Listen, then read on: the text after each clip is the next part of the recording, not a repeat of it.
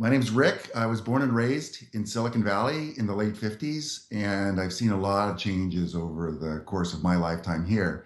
And I wanted to share a little bit of that with you.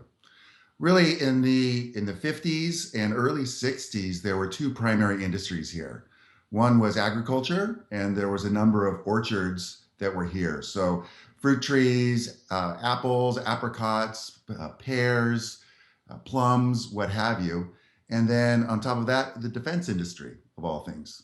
So during World War II, there was the start of sort of the electronic warfare, if you will, between us initially, the Germans and Japanese, starting with radar, which was invented here. After World War II, this became the hub of the West Coast in terms of defense electronics. And nearby, we had Lockheed Missiles in Space, we had the Moffett Field Naval Air Station. We had NASA, which was started here on the West Coast at Ames Research Center, and just a number of things in the electronics era. That eventually rolled up into Silicon Valley. But I'm not necessarily here to talk about that. I'm here to talk about sort of what life was like here at the time. And on the agricultural side, this was not Silicon Valley. It's called Santa Clara Valley, and a nickname for it was the Valley of Heart's Delight.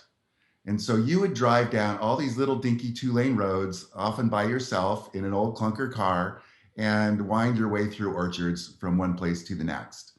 There were towns here, San Jose and Campbell, Los Gatos, Saratoga, Mountain View, Palo Alto, but they were little small downtowns with usually a police station, a grocery store, a bar, a hardware store, things along those lines. And then everything else was surrounded by orchards and canneries. So the harvest would take place in the late summer, early fall. People would quit their day jobs essentially and work in the fields, pick fresh fruit, and deliver it to the local canneries. People then worked in the canneries to strip down fruit, boil it, and can it for everybody else all the way around the world. So what eventually became semiconductor factories started off as fresh fruit canneries. So that's how you got your fruit cocktail and everything else.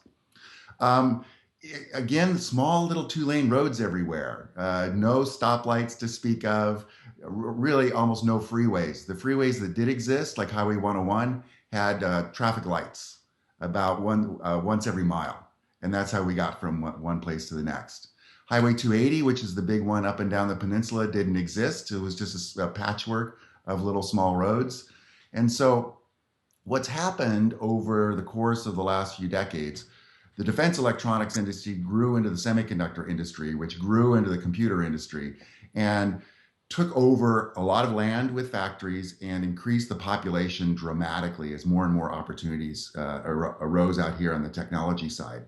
More and more houses were built. My dad bought his first house in 1964 for $17,000.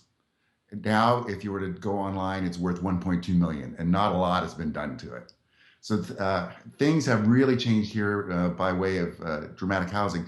So in 64, he built the house. We went away on summer vacation, I'm going to guess, in 1970, and came back after 2 weeks, and bulldozers had swept through and taken out all the orchards in our neighborhood.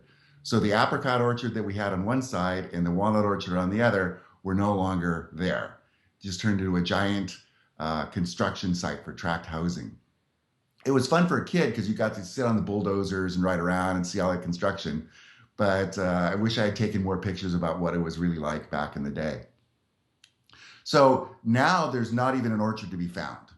There's a few little historical ones that are kind of fun to see, and people do pick fruit now and again. But for the most part, agriculture has moved on mostly into the Central Valley. The canneries have all closed. Those that are still there are now condos. And so the valley has really, really, really changed. And one interesting thing, it changes in cycles. So this is an area of boom and bust. So we go through boom periods, and we're in the midst of one of those now. And historically, about every 8 years or so, we go through some sort of a change, some sort of a recession. So you think back to the 2000 and the dot-com era and how this place shrunk really over time. Population was lost, people moved out. Then in 2008, same sort of thing happened. So I suspect sometime in the next year, we'll see the same thing happen here. When that happens, it's actually better. Traffic gets better. You can get into restaurants. You can actually rent an apartment. Food tastes better. Everything's just really awesome. So, anyway, yes, there's been a lot of change, and yes, it goes in cycles, and yes, it's been boom and bust. But looking forward to the next bust and enjoying my home that's Silicon Valley. Anyway, thanks.